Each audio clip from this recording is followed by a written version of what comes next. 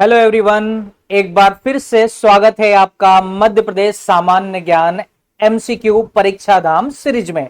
जैसे कि आप लोग जानते हैं, हम लोग आप लोगों को मध्य प्रदेश लोक सेवा आयोग एग्जाम को टारगेट करते हुए, साथ ही वनडे एग्जाम जितने भी मध्य प्रदेश में होते हैं, जैसे अभी एमपी पुलिस होने वाला है, एमपी एसआई होने वाला है, उनके लिए मध्य प्रदेश सामान्य ज्ञान आपका स्ट्रांग होना आपकी सफलता को निश्चित करेगा। और हम लोग क्या कर रहे हैं, मध्य प्रदेश के लिए एमपी के जो होता है उसके लिए परीक्षा धाम बुक कंप्लीट करा रहे हैं यूनिक इंस्टीट्यूट यूट्यूब चैनल पर। जैसे कि आप जानते हैं, एमपी के लिए परीक्षा धाम का पहले थ्योरी बुक हम लोग पढ़ रहे हैं। ये हमारा इस सीरीज का एमसीक्यू सीरीज का 4th वीडियो है और उसके साथ ही हम लोग आपको कंप्लीट करा रहे हैं एमसीक्यू सीरीज। तो ये दोनों बुकों को अगर आप लोग कंप्लीट करना चाहते हैं, आपके एग्जाम में आप चाहते हैं कि आप सफलता हासिल करें, एक बेहतर स्कोर एमपीजीके में कर पाए, तो आपके लिए ये सीरीज देखना बहुत ज्यादा महत्वपूर्ण हो जाता है। तो नमस्कार दोस्तों, बहुत स्वागत है आपका यूनिक इंस्टीट्यूट सनावत के ऑफिशियल यूट्यूब चैनल पर। मैं लवकुश वर्मा आज की क्लास स्टार्ट करने जा रहा हूं। और अगर आपने हमारी सीरीज का पहला वीडियो नहीं देखा है या एमपीजीके सीरीज का आपने हमारा थ्योरी क्लास का पहला क्लास नहीं देखा है, हम लोग दोनों सीरीज चला रहे हैं। साथ में अभी हाल फिलहाल में हम लोग ल्यूसेंट जीके सीरीज भी स्टार्ट करने जा रहे हैं। तो फटाफट करके इस वीडियो को लाइक कर दीजिएगा, चैनल को सब्सक्राइब कीजिए और अपने दोस्तों को शेयर करना न भूलें। तो चलिए शुरू करते हैं। हमारा आज का प्रश्न है, ये हमारा क्वेश्चन नंबर 81 है। इसके पहले हम लोग हमारी परीक्षा धाम की जो लेटेस्ट बुक है उसके 80 क्वेश्चन तक कंप्लीट कर चुके हैं। और आज की क्लास में हम लोग काफी क्वेश्चन करने वाले हैं जो काफी मजेदार होंगे, काफी डिटेल के साथ पढ़ने को मिलेगा। यहां पर आपको जिस माइंडसेट के साथ पढ़ना है, वहां पर सिर्फ आपको एक एमसीक्यू और उसका राइट आंसर मात्र नहीं जानना है, बल्कि आपको उसके अराउंडिंग सराउंडिंग जो भी इंपॉर्टेंट फैक्ट होते हैं वो सब कुछ जानना है। क्योंकि एग्जाम में कहां से प्रश्न बनेगा ये आपको पता नहीं है। ठीक है, तो चलिए हम लोग शुरू करते हैं। पहला हमारा प्रश्न है, 2020 में सारस पक्षी की अधिकता के कारण मध्य प्रदेश का कौन सा जिला लैंड ऑफ सारस के नाम से जाना जाता है। तो आपसे क्या पूछा है, ये 2020 के आंकड़ों के मुताबिक पूछा है। और क्या क्वेश्चन में पूछा है कि भैया सारस पक्षी की अधिकता है वहां पर, ऐसा कौन सा जिला है जहां पर सारस पक्षी के ज्यादा होने के कारण, अधिकता के कारण उस जमीन को, उस जिले को लैंड ऑफ सारस कहा जाता है। चलिए फटाफट करके बताइए। 4 ऑप्शन है आपके सामने, शिवपुरी, धार, बालाघाट और सिंगरौली। जल्दी से 5 सेकंड में मुझे जवाब दीजिए।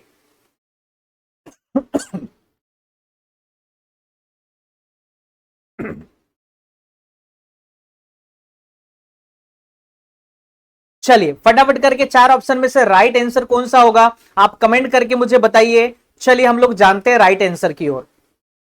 देखिए हमारा जो राइट आंसर होगा बालाघाट। बालाघाट को क्या कहा जाता है, बालाघाट को कहा जाता है सारस पक्षी की अधिकता के कारण लैंड ऑफ सारस। बालाघाट के बारे में और एक महत्वपूर्ण फैक्ट है, मध्य प्रदेश का वो जिला है जहां पर सर्वाधिक वर्षा होती है। और अभी आप जानते हैं कि अभी बरसात का मौसम चल रहा है और मध्य प्रदेश के कई जिलों में कहीं पर बहुत बारिश हो रही है तो कहीं पर सूखा भी पड़ रहा है। तो चलिए हमने जाना कि लैंड ऑफ सारस के नाम से मध्य प्रदेश के बालाघाट जिले को जाना जाता है। काफी महत्वपूर्ण प्रश्न है। आप जल्दी से वीडियो को लाइक करके चैनल को सब्सक्राइब करो, क्योंकि हम लोग इस लेक्चर में काफी महत्वपूर्ण प्रश्न डिस्कस करने वाले हैं। चलिए देखिएगा, हमारा सेकंड क्वेश्चन है 82 नंबर का, मध्य प्रदेश में न्यूनतम जनसंख्या वाला जिला कौन सा है। भाई सबसे कम जनसंख्या कहां पर है, इंदौर है, अनूपपुर है, मंडला है, श्योपुर है। बताइए, अगर आप किसी सवाल का जवाब जानते हैं तो आप लोगों को कमेंट में अपना नाम के साथ अपना राइट आंसर या तो एबीसीडी के फॉर्म में लिखना है या तो आप रिटर्न फॉर्म में जो भी जिले का नाम है लिख सकते हैं। और अपना नाम लिखना न भूलें, क्योंकि नेक्स्ट वीडियो में मैं आप लोगों का राइट आंसर के साथ में आपका नाम भी लेने वाला हूं। तो चलिए हम देखते हैं इसका सही जवाब। ठीक है, चलिए तो हमारा राइट आंसर होगा यहां पर मध्य प्रदेश का अनूपपुर जिला। कौन सा जिला, मध्य प्रदेश का अनूपपुर जिला। मध्य प्रदेश में जनसंख्या वृद्धि की अगर हम चर्चा करें तो मध्य प्रदेश की जनसंख्या वृद्धि दर कितनी है, यानी हमारी जो वृद्धि दर है 20.35%, 20.35%, ये हमारी वृद्धि दर है। हमारे मध्य प्रदेश में जनसंख्या इस रेट से बढ़ रही है। अधिकतम जनसंख्या वाला जिला एमपी में कौन सा है? तो इंदौर है। इंदौर की जो जनसंख्या वृद्धि दर अगर पूछ ली जाए तो 32.9 32.9% है। तो चलिए, आपने जाना मध्य प्रदेश में सबसे ज्यादा जनसंख्या वाला जिला कौन सा है, वो इंदौर है। वहां की वृद्धि दर कितनी है ये भी याद रखिएगा। आजकल आप लोगों से इस टाइप से न्यूमेरिकल आंकड़े भी पूछे जाते हैं। चलिए बढ़ते हैं अगले सवाल की ओर। हमारा अगला सवाल है मध्य प्रदेश की राजधानी भोपाल। मध्य प्रदेश की राजधानी भोपाल में निकटतम भोपाल से निकटतम दूरी पर स्थित पर्यटन स्थल कौन सा है? भाई भोपाल अगर आप मान लो हो या भोपाल के निवासी हो, ठीक है, आपको अगर घूमने जाने का मूड है तो आप मध्य प्रदेश में सबसे पहले आपके भोपाल के पास में कौन सा पर्यटन स्थल आपको मिलने वाला है? पचमढ़ी मिलेगा, मांडू मिलेगा, ओरछा मिलेगा और खजुराहो। और आपको जाना है कहां पर? सबसे नियरेस्ट डेस्टिनेशन पर, ठीक है। तो चलिए फटाफट करके गेस करो कि हमारे भोपाल के पास में, हमारे राजधानी के पास में कौन सा पर्यटन स्थल है, कौन सा नियरेस्ट है, निकटतम है। चलिए राइट आंसर फटाफट करके जानते हैं हम लोग इसका। तो हमारा राइट आंसर होगा पंचमढ़ी। पंचमढ़ी जानते हैं हमारे मध्य प्रदेश का एक जाना माना प्रसिद्ध पर्यटन स्थल है और मध्य प्रदेश के कौन से जिले में है? अब मैं जिला नहीं बता रहा हूं, जान करके आपको जिले का नाम नहीं बता रहा हूं, क्योंकि ये आप मुझे बताने वाले हो कमेंट करके।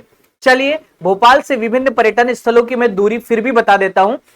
यहां पर पंचमढ़ी भोपाल से देखा जाए तो 210 किलोमीटर के डिस्टेंस पर है। मांडू देखा जाए तो 280 किलोमीटर के डिस्टेंस पर है और Orchha 336 kilometre, Khajuraho 375 kilometre, 375 kilometre. चलिए तो आपने देखा यहां पर हमने पंचमढ़ी हमारा राइट आंसर क्यों है? क्योंकि उसका डिस्टेंस भोपाल से अगर देखा जाए तो सिर्फ 210 किलोमीटर है, बाकी अन्य ऑप्शन जो है काफी डिस्टेंस पर है। चलिए बढ़ते हैं अगले सवाल की ओर। हमारा जो अगला सवाल है, मध्य प्रदेश राज्य का लिंगानुपात के बराबर या लगभग किस जिले का अनुपात है? सबसे पहले अगर आपको इस सवाल का जवाब देना है तो मध्य प्रदेश का लिंगानुपात पता होना चाहिए। साथ ही लिंगानुपात का मतलब क्या होता है, इसका है ना मतलब बताना है सबसे पहले। कई लोगों को प्रश्न, काफी स्टूडेंट रटते हैं, लेकिन इस चैनल पर आपको हर सवाल का, हर एक ऐसे टफ वर्ड का, ऐसे टर्म का आपको एकदम डिटेल चीजें सॉल्यूशन के साथ मिलने वाली है, बहुत ही साधारण आपकी अपनी भाषा में। तो लिंगानुपात का मतलब बता देता हूं। हमारे मध्य प्रदेश में 1000 पुरुषों पर कितनी महिलाएं हैं? ठीक है, महिलाओं की संख्या मध्य प्रदेश में 1000 पुरुषों पर कितनी महिलाएं हैं, उसकी संख्या को हम लोग कहते हैं लिंगानुपात। बात समझ में आई? ठीक है।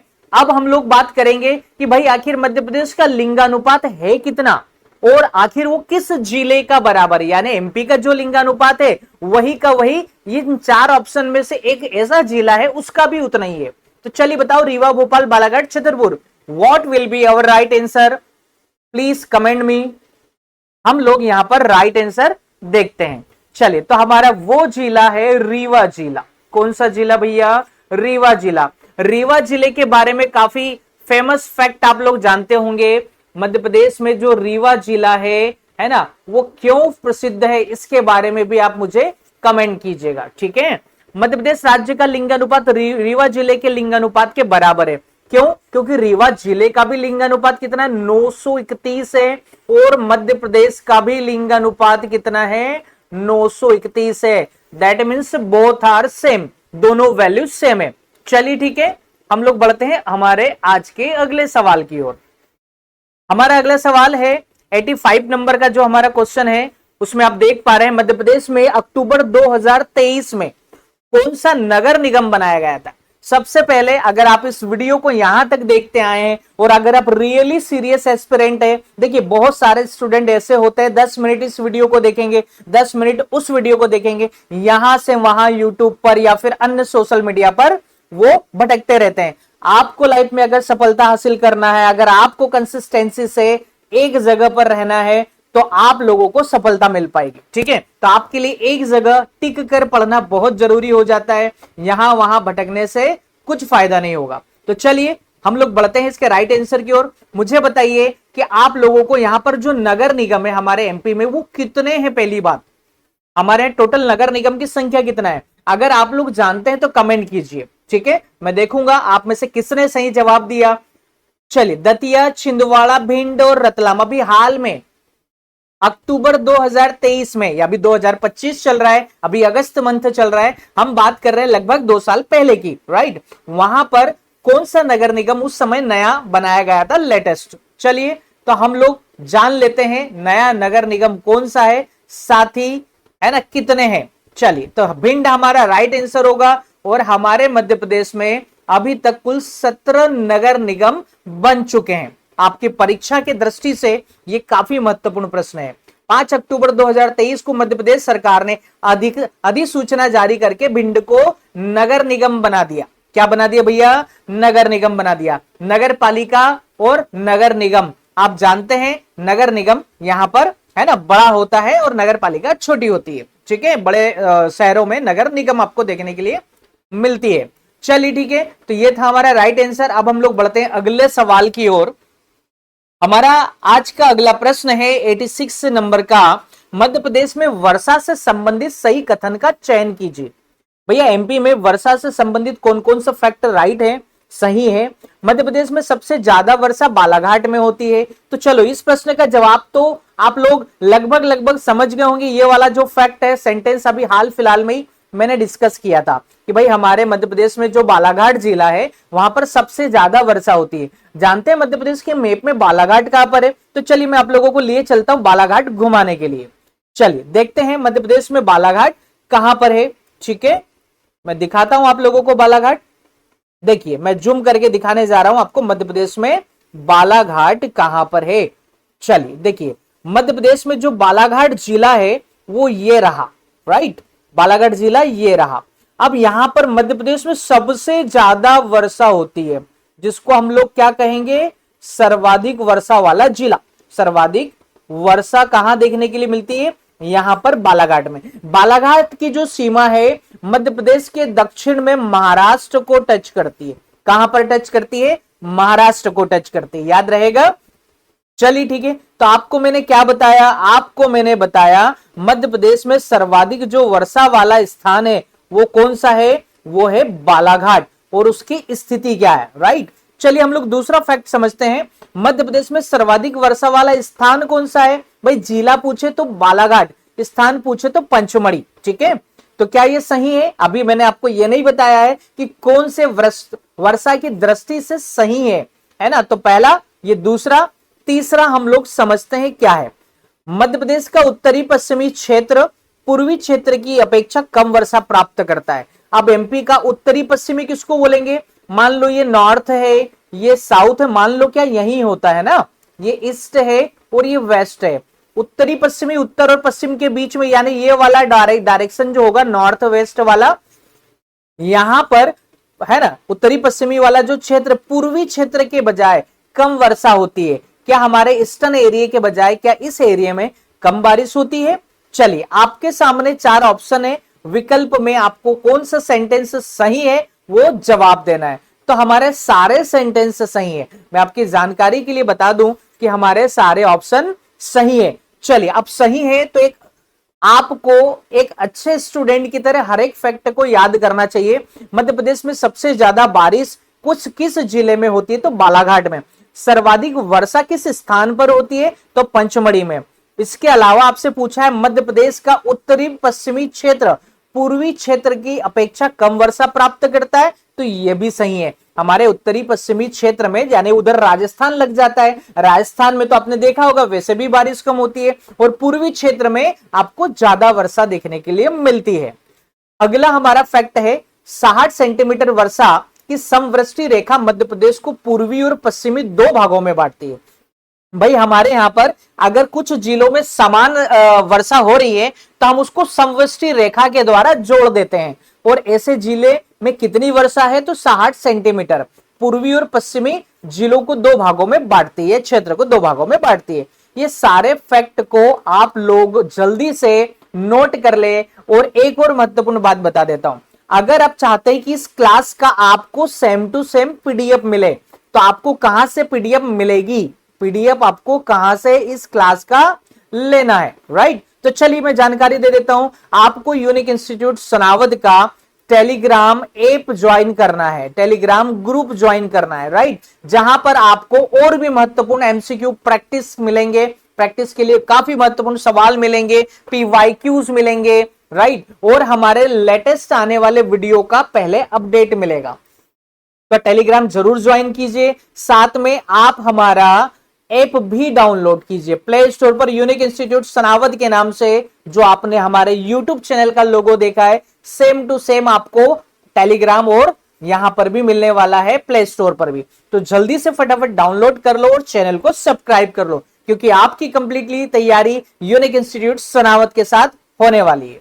चलिए ठीक है, तो हमारा प्रश्न क्या है, हमारा प्रश्न है 87 नंबर का, मध्य प्रदेश के किस भाग में वार्षिक तापांतर अंतर अधिक रहता है। वार्षिक तापांतर समझ रहे हो ना, साल भर में जो टेम्परेचर होता है उसमें ज्यादा डिफरेंस देखने के लिए मिलता है। कौन से क्षेत्र में, पूर्वी, पश्चिमी, उत्तरी, दक्षिणी। तो चलिए बताइए फटाफट करके, कौन से क्षेत्र में आपको ज्यादा डिफरेंस देखने के लिए मिलेगा। तो हमारा राइट आंसर होने वाला है उत्तरी क्षेत्र। कौन सा क्षेत्र भैया, उत्तरी क्षेत्र में आपको सबसे ज्यादा अंतर देखने के लिए मिलता है। चलिए समझते हैं कुछ और महत्वपूर्ण बातें। मध्य प्रदेश के उत्तरी भाग में महाद्वीपीय जलवायु के कारण, महाद्वीपीय जलवायु पाई जाती है हमारे मध्य प्रदेश के उत्तरी भाग में। तो एक एमसीक्यू तो आपका यहीं से और बन जाता है कि भैया मध्य प्रदेश में किस प्रकार की जलवायु, मध्य प्रदेश के उत्तरी भाग में किस प्रकार की जलवायु पाई जाती है। तो हमारा राइट आंसर होगा महाद्वीपीय प्रकार की, ठीक है। वार्षिक तापांतर का अंतर अधिक मिलता है। ग्रीष्म ऋतु में औसत तापमान दक्षिण से उत्तर की ओर बढ़ता है। यानी आप जब एमपी के मैप में कहां से कहां जाते हो, राइट, आप एमपी के मैप में जाते हो, कहां से कहां, ये उत्तर है और ये दक्षिण है। तो जब आप जाते हो, है ना, दक्षिण से उत्तर की ओर, तो उस समय आपको क्या मिलेगा, गर्मी ज्यादा देखने के लिए मिलेगी, यानी गर्मी बढ़ती जाएगी, ऊपर की ओर क्या होगी, बढ़ती जाएगी। तो बात समझ में आई। चलिए उम्मीद करता हूं आपको ये सारी बातें समझ में आ रही होगी। और अगर आपको ये क्लास अच्छी लग रही है तो फटाफट करके वीडियो को लाइक करो, क्योंकि यहां पर हमारा टारगेट है 10,000 प्रश्नों का, यानी आपको यहां पर 10,000 एमसीक्यू मिलने वाले हैं इस सीरीज में। साथ ही परीक्षा धाम जो बुक है वो कंप्लीट मिलेगी, लेटेस्ट, आपको बुक खरीदने की जरूरत नहीं पड़ेगी और आपको यहां पर हर एक प्रश्न समझाया भी जा रहा है, ठीक है। तो 88 नंबर का प्रश्न है, मध्य प्रदेश में ग्रीष्म ऋतु में औसत तापमान बढ़ता है। मध्य प्रदेश में ग्रीष्म ऋतु में औसत तापमान बढ़ता है, किस साइड से किस साइड, डायरेक्शन बताना भैया। उत्तर से दक्षिण की ओर, पूर्व से पश्चिम की ओर, दक्षिण से उत्तर की ओर और पश्चिम से पूर्व की ओर। तो अभी मैंने बताया, ये तो काफी सरल सा सवाल हो गया। इसके पहले के सवाल को अपने ध्यान से समझा है तो आप समझ ही जाएंगे, राइट। तो सही जवाब होगा दक्षिण से उत्तर की ओर। जब आप दक्षिण से उत्तर की ओर जाते हैं, अभी मैप बना के समझाया, तो आपको वहां पर क्या मिलता है, टेम्परेचर में वृद्धि मिलती है देखने के लिए। चलिए, तो मैं ज्यादा टाइम वेस्ट तो नहीं करूंगा। मेरी कोशिश होती है कि कम समय में आप लोगों को ज्यादा से ज्यादा प्रश्न कवर कराए जाएं, ताकि आप लोग एग्जाम में बेहतर कर पाए। चलिए, हमारा 89 नंबर का सवाल क्या होगा। 89 नंबर का क्वेश्चन है, कौन सा कथन सही नहीं है। एमपीपीएससी में आपको काफी हद तक ऐसे नेगेटिव क्वेश्चन समथिंग 10 से 15-20%, मोटा मोटा मान सकते हैं 15-20 सवाल ऐसे मिलेंगे जहां पर आपको इस टाइप से नेगेटिव फॉर्मेशन में क्वेश्चन देखने के लिए मिलते हैं। तो आप लोग अगर क्वेश्चन को केयरफुली नहीं पढ़ते हो, हड़बड़ाहट में करते हो, तो ये मान के चलो कि आप वहां पर फिसलने वाले हो, मींस आपसे गलती होने वाली है। चलिए, ऑप्शन ए क्या है ना, यहां पर सही नहीं है बताना, मीन्स गलत है भाई। सही नहीं, इसका मतलब क्या है, गलत कथन बताना है। आपको कुछ सेंटेंस सही दे रखे, उसमें एक गलत भी है। चलिए देखते हैं, मध्य प्रदेश की राजकीय फसल सोयाबीन है क्या, बताओ फटाफट। बिल्कुल है, ठीक है। मध्य प्रदेश की प्रमुख फसल गेहूं है क्या, बताओ जल्दी से कमेंट करके। अगला सेंटेंस है, मध्य प्रदेश में सरसों का उत्पादन उत्तरी क्षेत्र में अधिक होता है, मालवा क्षेत्र में सर्वाधिक चावल का उत्पादन होता है। तो ये 4 सेंटेंस है, कौन सा गलत है आपको सबसे पहले ये बताना है, ठीक है। इनमें से एक गलत सेंटेंस बताना है। जल्दी से अगर आप समझ गए हो तो कमेंट करके मुझे बता दीजिए कि क्या हमारा राइट आंसर होगा, ठीक है। चलिए ठीक है, देख लेते हैं इसका राइट आंसर क्या होने वाला है। ठीक है, चलिए हम समझते हैं इसका राइट आंसर क्या है। Option number D. ठीक है, option number D, Madhya Pradesh में क्या क्या आपके रियल फैक्ट है, सही फैक्ट है। मध्य प्रदेश की राज्य की फसल तो सोयाबीन है, और मध्य प्रदेश को सोया प्रदेश भी कहा जाता है, क्योंकि हमारे मध्य प्रदेश में सबसे ज्यादा सोयाबीन का उत्पादन होता है। मध्य प्रदेश की प्रमुख फसल क्या है, गेहूं है, यह भी सही है। ठीक है, मध्य प्रदेश में सरसों का उत्पादन रियली भिंड मुरैना वाले क्षेत्र में देखने के लिए मिलता है। ठीक है, मालवा क्षेत्र में सबसे ज्यादा सोयाबीन उत्पादन होता है, चावल नहीं। और आपसे अभी क्या बोला कि मालवा क्षेत्र में सबसे ज्यादा चावल का उत्पादन होता है, तो ये इसलिए हमारा गलत है, और सोयाबीन का उत्पादन मालवा में होता है। तो हमारा डी वाला आंसर क्यों गलत है ना, सेंटेंस से क्यों गलत है, क्योंकि वहां पर चावल का उत्पादन लिखा था कि मालवा में सबसे ज्यादा होता है, लेकिन रियलिटी क्या है, रियलिटी भैया वहां पर सोयाबीन का उत्पादन होता है। चलिए बढ़ते हैं हम लोग फटाफट करके आगे। अगला सवाल है 90 नंबर का। प्रश्न में पूछा है क्या असंगत है। असंगत का मतलब जो डिफरेंट है, अलग है। देखो बहुत सारे स्टूडेंट क्या करते हैं, जो बिगिनर हैं या फिर कुछ थोड़े से मतलब कि इंटरमीडिएट भी हैं, तो वो क्या करते हैं, प्रश्न ऐसे प्रश्नों में वो गलत करके आ जाते हैं। असंगत मतलब डिफरेंस, तो तीन चीजें वहां पर सेम होगी, एक ऑप्शन डिफरेंट होगा।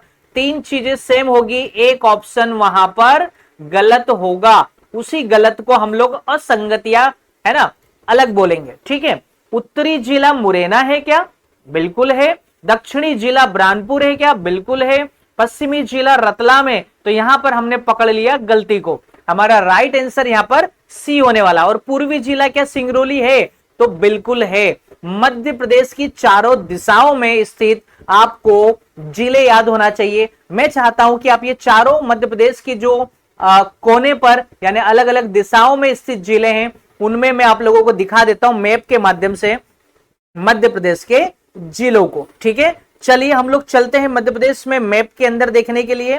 ठीक है, कि मध्य प्रदेश में मैप में कहां पर है मध्य प्रदेश के ये चतुर्सीमा यानी कि बाउंड्री पर स्थित जिले। ठीक है, चलिए मैं बता देता हूं आप लोगों को, फटाफट करके देखिए। जूम करके हम लोग सबसे पहले मध्य प्रदेश के मैप पर जाएंगे, और यहां पर हम लोग समझेंगे मध्य प्रदेश के सारे जिलों को कि कौन पूर्व दिशा में है, कौन पश्चिमी दिशा में, सब कुछ समझेंगे। चलिए, तो ये रहा आपके सामने मैप, दिखाई दे रहा है, उम्मीद करता हूं आप लोगों को दिखाई दे रहा होगा। देखिए मध्य प्रदेश का सबसे उत्तरी जिला अभी हमने कौन सा देखा भैया, मुरैना, तो ये उत्तर में स्थित है। इसकी सीमा इधर राजस्थान को भी लगती है, और इसकी सीमा इधर उत्तर प्रदेश को भी लगती है, यानी ये कॉमन डिस्ट्रिक्ट है, दोनों जगह टच करता है। हमारा जो अलीराजपुर है ये पश्चिमी जिला है, मध्य प्रदेश का क्या है, पश्चिमी जिला है। और मुरैना कौन सा है, उत्तरी जिला है। कौन सा जिला है, उत्तरी जिला है। ठीक है, ये पश्चिमी जिला। पूर्वी जिला कौन सा है, तो सिंगरौली है, इसको मध्य प्रदेश का कौन सा जिला कहते हैं, पूर्वी जिला। और दक्षिणी जिला है बुरहानपुर, इसे कहते हैं मध्य प्रदेश का दक्षिणी जिला। ठीक है, और ये रही हमारे मध्य प्रदेश की राजधानी भोपाल। तो कमेंट करके ये बताओ भैया भोपाल को राजधानी कब बनाया गया, है ना। मेरा एक प्रश्न है आपके लिए कि भोपाल को राजधानी कब बनाया गया, और भोपाल को सीहोर से अलग करके जिला कब बनाया गया। मुझे है ना भोपाल के संबंध में दो सवालों के जवाब, अगर आप रियली सीरियस एस्पिरेंट है और अच्छे से आप पढ़ते हैं, गहनता के साथ हर सब्जेक्ट को पढ़ते हैं, तो आप लोग जरूर इन सवालों का मुझे जवाब देंगे। तो चलिए ठीक है, तो बढ़ते हैं हम आज के अपने अगले सवाल की ओर। चलिए ठीक है, देखते हैं अगला सवाल क्या है। हमारा अगला सवाल देखते हैं। देखिए हमारा अगला सवाल है 91 नंबर का क्वेश्चन हम लोग करने जा रहे हैं, और सवाल है हमारा, निम्न में से किस जिले की सीमा महाराष्ट्र से नहीं लगती है। इस वर्ड को पकड़ लेना फटाफट, क्यों, क्योंकि यही आपसे मिस्टेक कराने वाला है, गलती से मिस्टेक हो जाएगी फिर आपसे।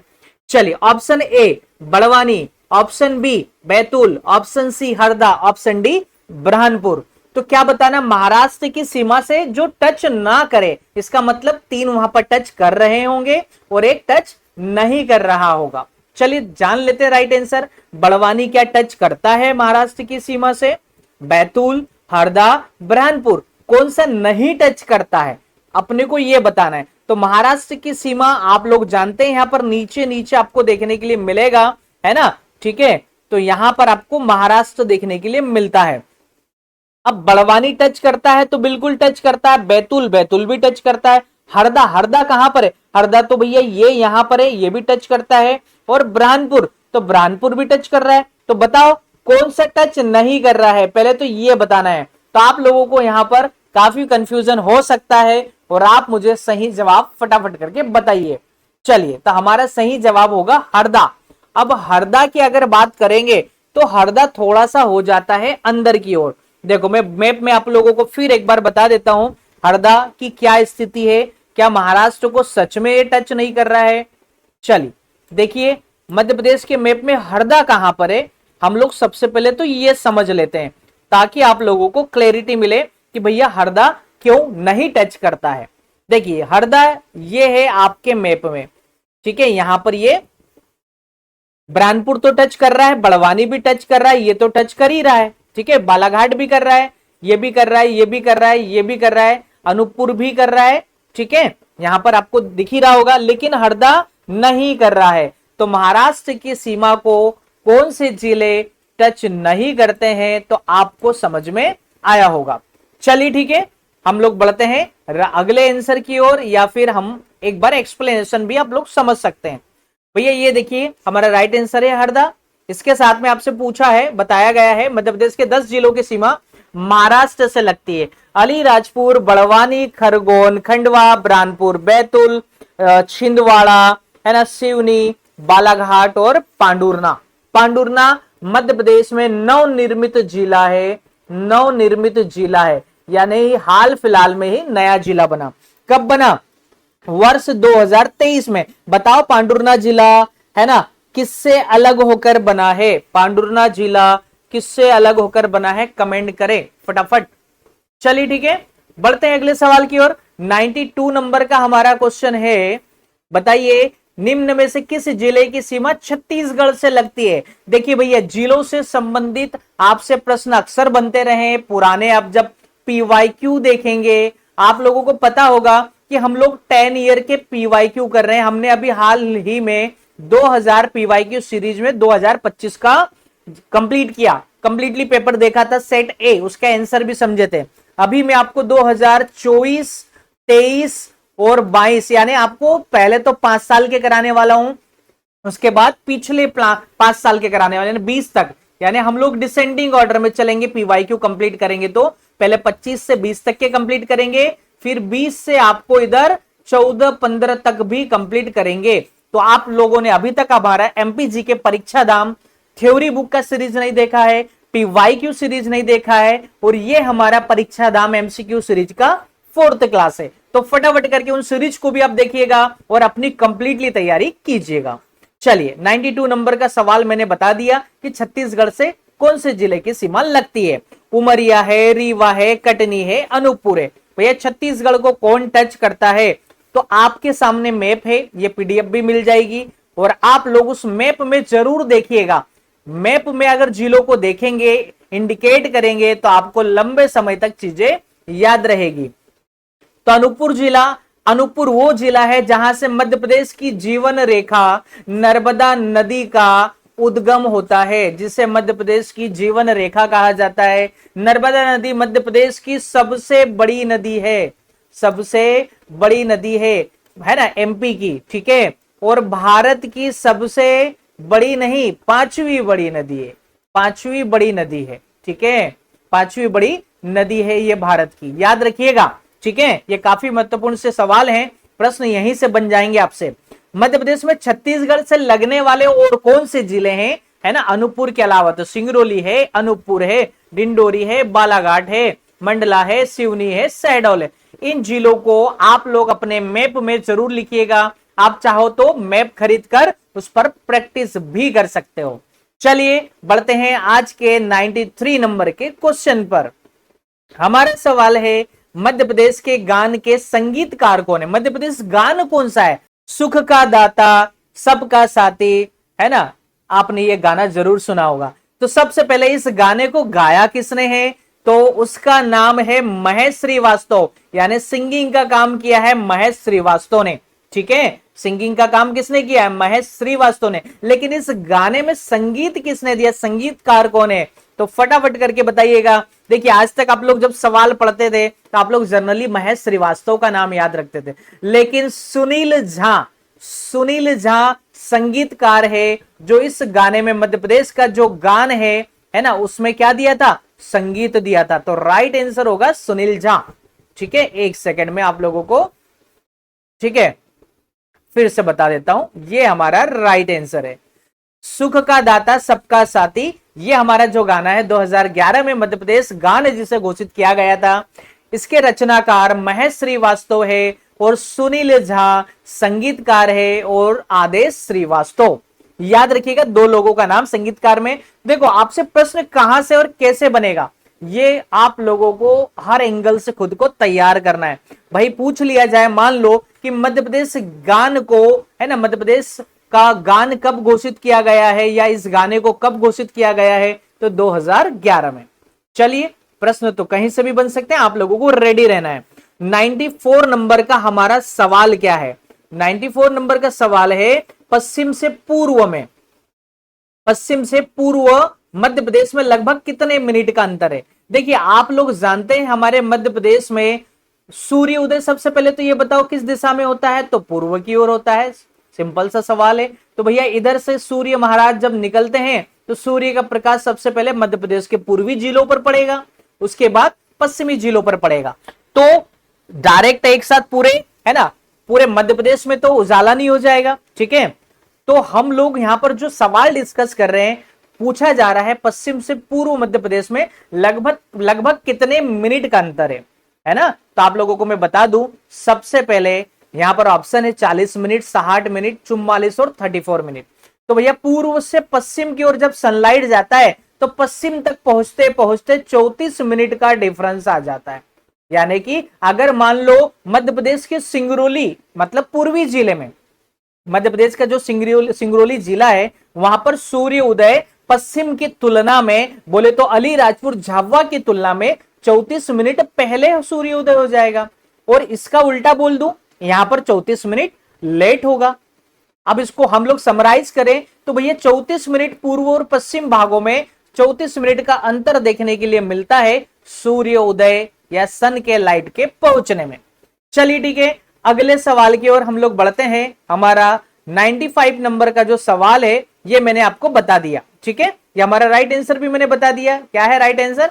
34 मिनट और पश्चिम से पूर्व में लगभग 34 मिनट का समय अंतराल है। और इसकी लंबाई पश्चिम से पूर्व मध्य प्रदेश में, यानी अगर आप लोग अलीराजपुर से यानी पश्चिमी जिले से मध्य प्रदेश के पूर्वी जिले की ओर जाते हो, पूर्वी जिले बोले तो सिंगरौली, पूर्वी जिला बोले तो सिंगरौली, तो भैया आपको कितने किलोमीटर का डिस्टेंस कवर करना पड़ेगा? 870 किलोमीटर का, 870 किलोमीटर। तो चलो आप फटाफट करके कमेंट करके बताओ, आप समझ गए होंगे मेरा अगला सवाल क्या होगा। उत्तर से दक्षिण यानी मध्य प्रदेश के मुरैना और दक्षिणी जिला कौन सा? भैया ब्राह्मणपुर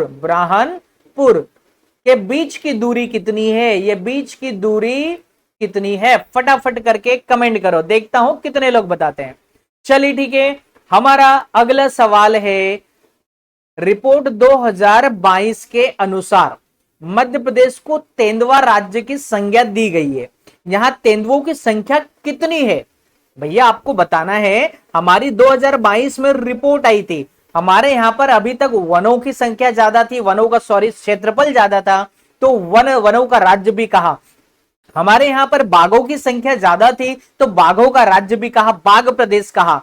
हमारे यहां पर इसके अलावा और भी बहुत सारी चीजें, सोयाबीन का उत्पादन होता था, सोया प्रदेश का, यानी मध्य प्रदेश को अन्य कहीं उपाधियां प्राप्त है। अब एक और नई उपाधि जुड़ गई है तेंदुओं की संख्या के आधार पर। अन्य राज्यों की तुलना में हमारे यहाँ जो तेंदुए हैं वो सबसे ज्यादा है। अब ज्यादा है तो कितने हैं, यही तो पूछा है आपसे। ए ऑप्शन, बी, सी और डी। ठीक है, तो ये आपके सामने रहे 4 ऑप्शन। अब मुझे आपको राइट आंसर देना है। ठीक है, चलिए फटाफट करके राइट आंसर बताइए। तो हमारा सही जवाब होगा 3900 यानी 3900। भैया हमारे मध्य प्रदेश में 3900 तेंदुए हैं, है ना, समझ रहे हो। यानी एक गांव में अगर एक साथ आ जाए तो पूरा गांव बच सकता है तेंदुओं की संख्या से, इतने तेंदुए हमारे यहाँ। रिपोर्ट 2022 के अनुसार मध्य प्रदेश को तेंदुआ राज्य कहते हैं। यहां पर तेंदुओं की संख्या वैसे एग्जैक्ट देखा जाए तो 3907 है, लेकिन हमसे लगभग पूछा है तो हम मोटा मोटा जवाब भी दे सकते हैं। चलिए ठीक है, बढ़ते हैं हमारे आज के अगले सवाल की ओर। हमारा 96 नंबर का सवाल है, कौन सा सुमेलित नहीं है। राइट, सुमेलित मतलब अलग है। आपको 3 ऑप्शन सेम मिलेंगे, एक डिफरेंट मिलेगा, तो कौन सा हमारा राइट आंसर होने वाला है।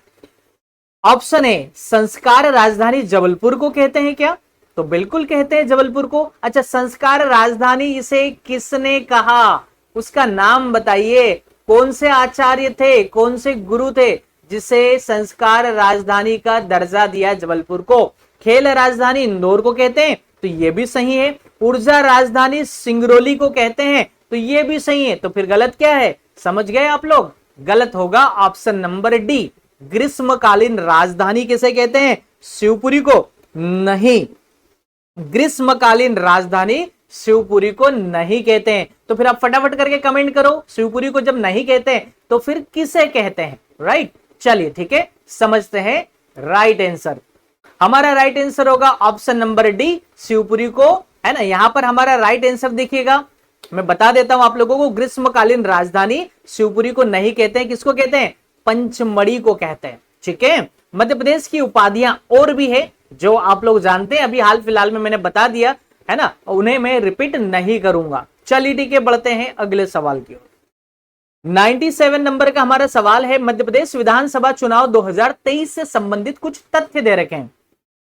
भाई आप लोगों को करंट अफेयर्स के भी सारे आंकड़े पता होना चाहिए, हमारे देश दुनिया में क्या क्या चीजें चल रही है। मध्य प्रदेश में अभी 2023 में मध्य प्रदेश सरकार, मनमोहन सरकार, डॉक्टर मनमोहन सरकार बनी थी, है ना। ठीक है, तो एमपी के अभी जो वर्तमान सीएम है 2023 में बने थे, उनसे उनके समय के जो कुछ फैक्ट हैं यहां पर दे रखे हैं। पहला है, मध्य प्रदेश चुनाव में 231 विधानसभा सीट पर चुनाव हुआ था क्या, तो फिर से गलत जवाब, हमारे यहाँ तो 230 विधानसभा सीटें। चलिए, मुझे याद आया विधानसभा से कि हमारे यहाँ पर, भैया हमारे यहाँ विधानसभा सीटें कितनी हैं, तो बोलेंगे सर 230, अभी तो आपने बताया, लेकिन बताओ मुझे अब लोकसभा सीटें कितनी है। राइट, अब बताओ मुझे आप राज्यसभा सीटें कितनी है। आप में से काफी ऐसे स्मार्ट स्टूडेंट होंगे जो शायद जवाब दे देंगे। ये चैलेंज है आप लोगों के लिए, मैं जानना चाहूंगा कितने स्टूडेंट सही जवाब देते हैं। और एक और चीज, इस प्रश्न को और थोड़ा कॉम्प्लिकेट बना दिया जाए, लोकसभा सीटें हमारे यहाँ कितनी है, राज्यसभा सीटें कितनी है, और लोकसभा और राज्यसभा में SC ST की सीटें कितनी है, ये भी आपको क्लासिफाइड करके बताना रहेगा। ठीक है, चलिए हम जानते हैं हमारे दूसरे फैक्ट को। भारतीय जनता पार्टी ने 176 सीटों पर जीत दर्ज की। क्या आप पता है 230 में से बीजेपी को कितनी सीटें मिली थी। चलिए हम लोग जानेंगे right answer. Indian national Congress party, that means Congress party को 56 सीटें मिली, है ना। क्या आप लोग ये सही कथनों में से कौन सा कथन सही मानते हैं, तो चलिए पूरी कहानी को हम लोग समझ लेते हैं कि क्या सही क्या गलत है। तो भैया हमारा राइट आंसर होगा डी, ऑप्शन नंबर डी, है ना। राइट आंसर क्या होगा, डी होगा। अब हम लोग समझते हैं हमारे यहाँ विधानसभा सीटें कितनी है, 230 विधानसभा सीटों पर कब चुनाव हुआ था, अभी लास्ट चुनाव 17 नवंबर 2023 को। भाजपा ने कितनी सीटें मिली बीजेपी को, 163। कांग्रेस को कितनी मिली, 66। अब 163 और 66 और एक किसको मिली, आदिवासी पार्टी को मिली। इन सबको अगर आप कैलकुलेट करने जाओगे, जोड़ने जाओगे, तो आपको कितना मिलेगा आंसर, 230 सीटें। तो इसीलिए तो आपसे कहा था एमपी में विधानसभा में कुल कितनी सीटें हैं, तो आप कहेंगे 230 सीटें। ठीक है, और किसने कितनी जीती ये भी याद रखना है। चलिए ठीक है, बढ़ते हैं अगले सवाल की ओर।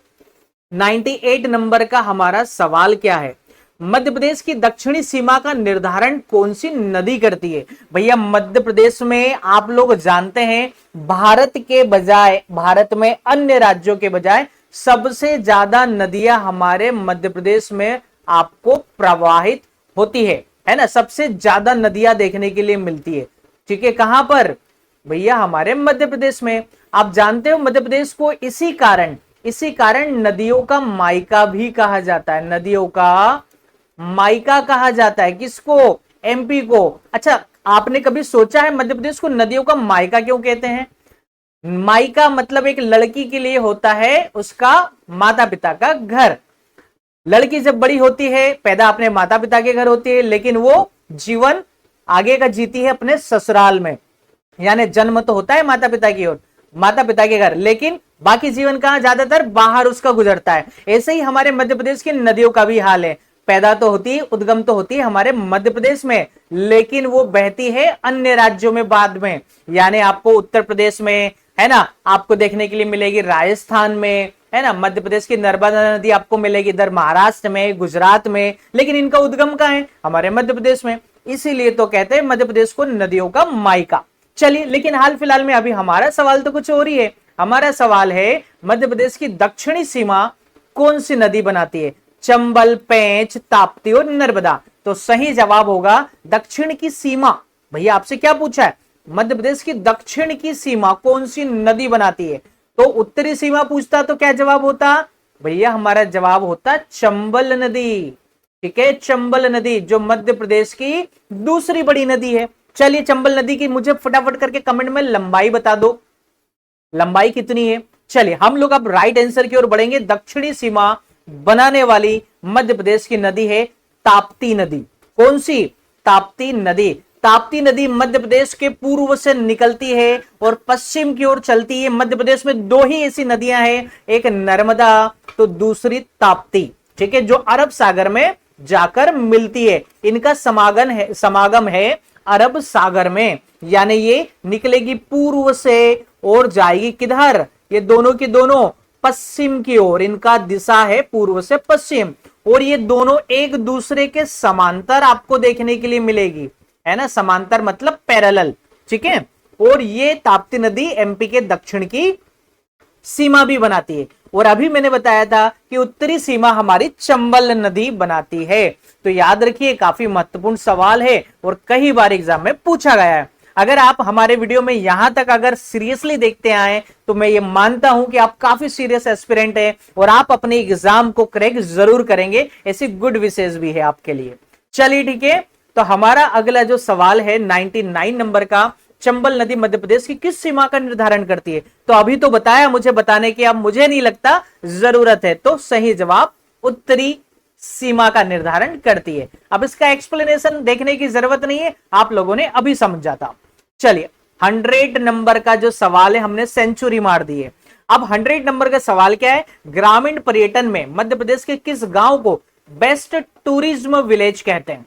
मध्य प्रदेश के कौन से गांव को बेस्ट टूरिज्म विलेज, यानी जहां पर टूरिज्म मतलब घूमने फिरने वाले ज्यादा लोग जाते हैं, उसे बेस्ट टूरिज्म विलेज का अवार्ड हमारी मध्य प्रदेश सरकार ने दे रखा है। तो बताओ, कटनी का, है ना, कौन सा शहर है? जबलपुर का, है ना, बैतूल का, ओरछा का? तो बताओ फटाफट करके कमेंट करके, जल्दी जल्दी।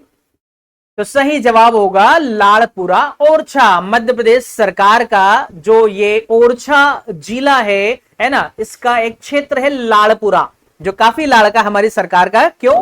क्योंकि यहां पर सबसे ज्यादा लोग जाते हैं घूमने के लिए। और ओरछा में भगवान राम का आपको मंदिर देखने के लिए मिलेगा, भव्य मंदिर। भगवान राम का भव्य मंदिर भी ओरछा में देखने के लिए मिलता है। ठीक है, ओरछा का ऐतिहासिक महत्व भी हमारे इतिहास में देखने के लिए मिलता है। ओरछा के लाड़पुरा खास गांव को, है ना, ग्रामीण पर्यटन में बेहतर प्रदर्शन हेतु संयुक्त राष्ट्र विश्व पर्यटन संगठन, यानी एक ऑर्गेनाइजेशन है इंटरनेशनल लेवल का, उसने एक अवार्ड से नवाजा है, बेस्ट टूरिज्म विलेज अवार्ड से। तो बात समझ में आई? चलिए फटाफट करके हम लोग बढ़े अगले सवाल की ओर। हमारा अगला सवाल है, मध्य प्रदेश के किस शहर को देश का प्रथम वाटर प्लस शहर घोषित किया गया है? वाटर प्लस शहर, है ना, मध्य प्रदेश का ऐसा कौन सा शहर है जिसे देश का प्रथम वाटर प्लस शहर घोषित किया है? भोपाल, ग्वालियर, इंदौर, जबलपुर? फटाफट करके कमेंट करके मुझे 5 सेकंड में आंसर दीजिए।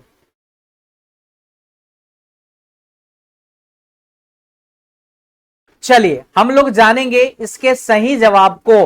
क्या होने वाला है? तो सही जवाब होगा option number C. Option number C, that means Indore. Indore तो भैया काफी फेमस है ना, इंदौर से, है ना। और क्या खास है, तो इंदौर के बारे में मैं बता देता हूं, जनसंख्या में मध्य प्रदेश का सबसे बड़ा शहर है, ठीक है। इंदौर में और क्या है, इंदौर में बहुत कुछ है, राजवाड़ा मिलेगा आपको देखने के लिए, काफी प्रसिद्ध ऐतिहासिक होलकर राजाओं की निशानी है ना।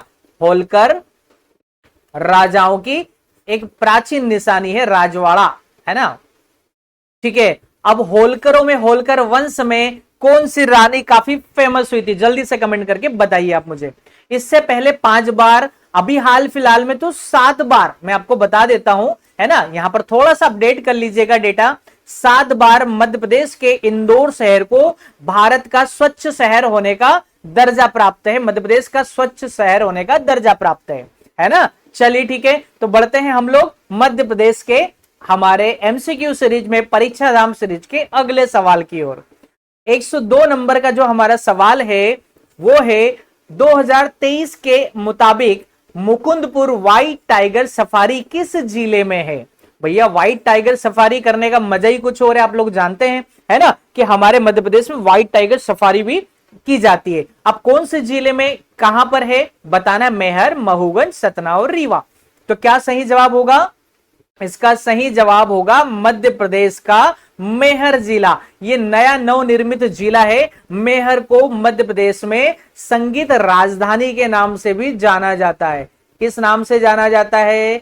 संगीत राजधानी के नाम से मेहर को जाना जाता है। और व्हाइट टाइगर मुकुंदपुर नाम से, जो Mukundpur white tiger safari Satna जिले में पड़ती है ना, सतना। लेकिन अब मेहर तो अलग हो चुका है, सतना जिले से अलग होकर मेहर जिले में अब आ गया। पहले कहां हुआ करता था व्हाइट टाइगर सफारी? सतना जिले में, ये यहां था। लेकिन अब कहां पर है? तो भैया सतना से मेहर अलग हो चुका है, इसलिए मेहर में चला गया। अब इसकी स्थापना 3 अप्रैल 2016 को हुई। किसकी स्थापना? मैं मेहर की बात नहीं कर रहा हूं, मैं मुकुंदपुर व्हाइट टाइगर सफारी की बात कर रहा हूं। इसकी स्थापना हुई थी 2016 में। चलिए बढ़ते हैं हमारे अगले सवाल की ओर। 102 नंबर का सवाल है, ठीक है। अभी तो मैंने बताया था, ये तो शायद आपने देख ही लिया है ना, मुकुंदपुर व्हाइट टाइगर सफारी किस जिले में है, तो ये जिला मैंने मेहर आपको बता दिया। बढ़ते हैं अगले सवाल की ओर, ठीक है। चलिए 103 नंबर का हमारा सवाल क्या है? 16वीं विधानसभा 2023 में कुल कितनी महिला विधायक चुनाव लड़ी थी या विधायक चुनी गई थी? भाई हमारी सरकार में महिलाओं का भी काफी बड़ा रोल है ना। और ठीक है, हमारे यहाँ पर महिला विधायक भी काफी आपको देखने के लिए मिलती है अभी हाल फिलहाल के चुनाव में। तो 17 विधायक बनी महिलाएं, 27, 37 और 47। बताओ महिलाओं ने कितनी सीटें रिजर्व करी? तो हमारे मध्य प्रदेश में कुल 27 महिलाएं विधायक बनी थी हमारे 2023 के चुनाव में, ठीक है। ये याद रखिएगा, काफी महत्वपूर्ण सवाल हो जाता है, करंट अफेयर से संबंधित है। अगला 104 नंबर का क्या सवाल है हमारा? हमारा सवाल है कि निम्नलिखित में से किस शहर को रायलों का शहर कहते हैं? रायलों का शहर मतलब सिटी ऑफ रॉयल्स के नाम से जाना जाता है। तो भैया ये तो काफी सरल सा सवाल है, मैं इसका जवाब नहीं दूंगा, आप लोगों को मुझे कमेंट करके जवाब देना, मैं आपको हिंट्स जरूर दूंगा, ठीक है। क्या है हिंट्स? चलो सुनो ध्यान से। वो जिला जिसे मध्य प्रदेश में बीचों बीच माना जाता है लगभग, और मध्य प्रदेश के सारे प्रशासनिक राजनीतिक कार्य वहीं से होते हैं। तो बताइए वो जिला कौन सा है, गेस करो। इंदौर, भोपाल, ग्वालियर और जबलपुर। चलिए आप समझ गए होंगे, मध्य प्रदेश का वो जिला होगा भोपाल। भोपाल को नवाबों का शहर कहा जाता है क्योंकि एक जमाने में भोपाल में नवाब लोग शासन किया करते थे। आपने सुना होगा रजिया सुल्तान का नाम, ठीक है। नवाबों का शहर कहा जाता है, सिटी ऑफ रॉयल से कहा जाता है। किसे? भोपाल को, हमारी राजधानी को, है ना। अब एक बात बता दूं, 1708 से 1949 तक यहां पर नवाबों का शासन रहा था, ठीक है। और कौन सी प्रसिद्ध बेगम रही थी यहां पर, बताओ जरा। उस फेमस बेगम का नाम बताइए जिसने सर्वाधिक समय तक मध्य प्रदेश में शासन किया था। चलिए ठीक है, बढ़ते हैं अगले सवाल की ओर। हमारा अगला सवाल है, रानी कमलापति रेलवे स्टेशन गए होंगे ना आप। रानी कमलावती रेलवे स्टेशन मध्य प्रदेश के किस जिले में? तो भोपाल, सीहोर, उज्जैन, रतलाम, है ना। अब नाम बदल दिया गया है इस रेलवे स्टेशन का, ये नया नाम है। अब ये किस रेलवे स्टेशन का नाम है तो समझ गए होंगे, ये भी हमारा राइट आंसर होगा भोपाल। भोपाल का जो पुराना नाम है वो क्या था मैं बता देता हूं, उसका नाम था हबीबगंज रेलवे स्टेशन, है ना, जिसका नाम हाल फिलहाल में बदलकर हमारी सरकार ने रानी कमलापति रेलवे स्टेशन नाम कर दिया है। और खास बात इस रेलवे स्टेशन के बारे में, भारत का पहला प्राइवेट रेलवे स्टेशन है जिसका कंट्रोल प्राइवेट ऑर्गेनाइजेशन के हाथ में, न कि गवर्नमेंट के हाथ में। चलिए बढ़ते हैं अगले सवाल की ओर।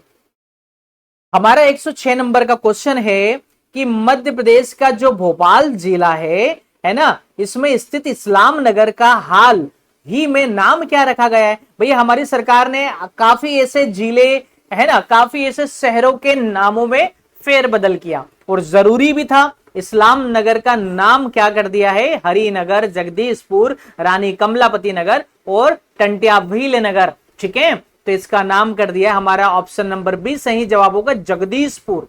क्या कर दिया है, जगदीशपुर। तो ठीक है, इस्लाम नगर का नाम बना दिया है जगदीशपुर। चलिए इससे जुड़ी और जानकारी देख लेते हैं। 2023 फरवरी की बात है, भोपाल जिले के इस्लाम नगर का नाम बदलकर जगदीशपुर कर दिया है, यानी भगवान विष्णु के नाम पर जगदीश कर दिया है। चलिए बढ़ते हैं 107 नंबर के अगले सवाल की ओर। निम्नलिखित में से किस जिले की सीमा उत्तर प्रदेश से लगती है, तो धार जिला, जबलपुर जिला, राजगढ़ और भिंड। यूपी से टच करने वाला जिला। अब धार कहां पर है, तो धार तो भैया उधर हो ही नहीं सकता ना, यूपी से लगने वाला जिला। जबलपुर भी आपको कहां देखने के लिए मिल रहा है, जबलपुर भी आपको वहां पर नहीं मिलेगा बाउंड्री पर। राजगढ़ और भिंड तो आप समझ ही गए होंगे, है ना। तो मैप में अगर आप देखना चाहो तो देख सकते हो, आपको पीडीएफ मिल जाएगी। तो इसका सही जवाब मैं फटाफट करके बता देता हूं, इसका सही जवाब होगा भिंड, है ना।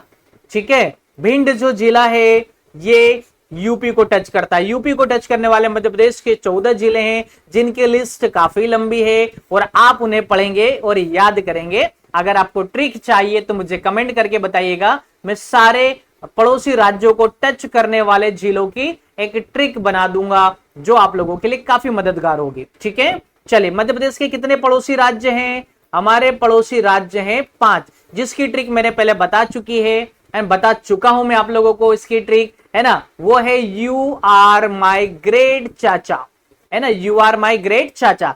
यू से मतलब यूपी, आर से मतलब राजस्थान, एम से मतलब महाराष्ट्र, जी से मतलब गुजरात और चाचा का सी मतलब छत्तीसगढ़। तो 5 पड़ोसी राज्य, ठीक है, ये हमारे हैं।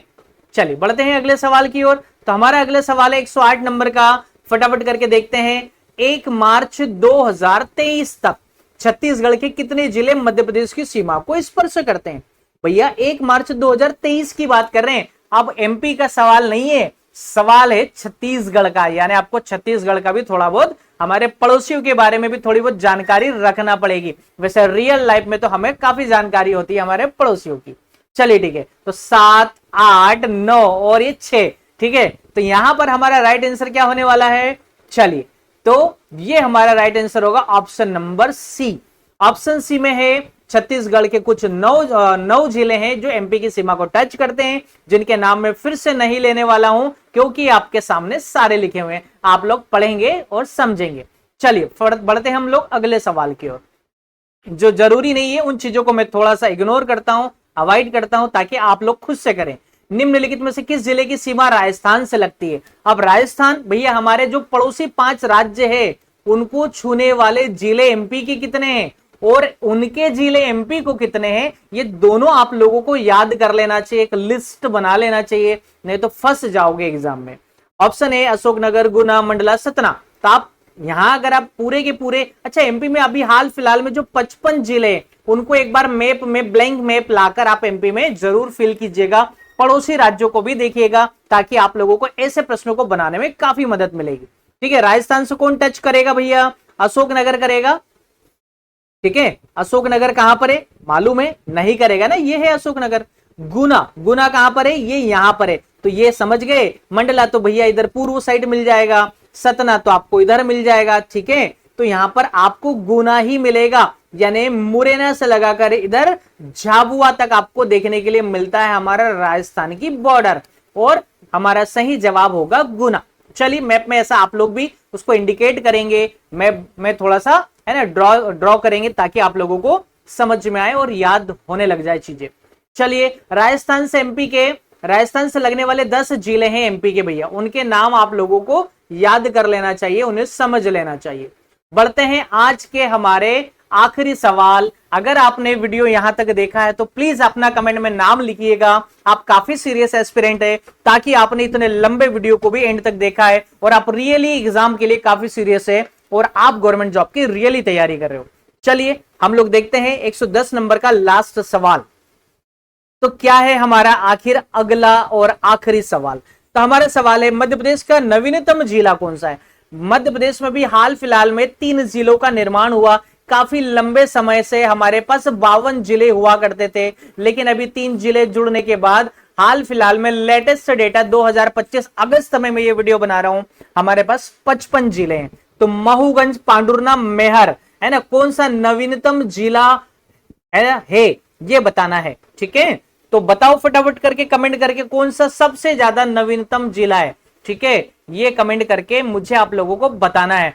तो मैं इसका आंसर मैं चाहता हूं कि आप लोग मुझे कमेंट करके दें, इसका जवाब मैं अगले वीडियो में दूंगा। ठीक है, तो आप फटाफट करके कमेंट करके मुझे सही जवाब बताइएगा।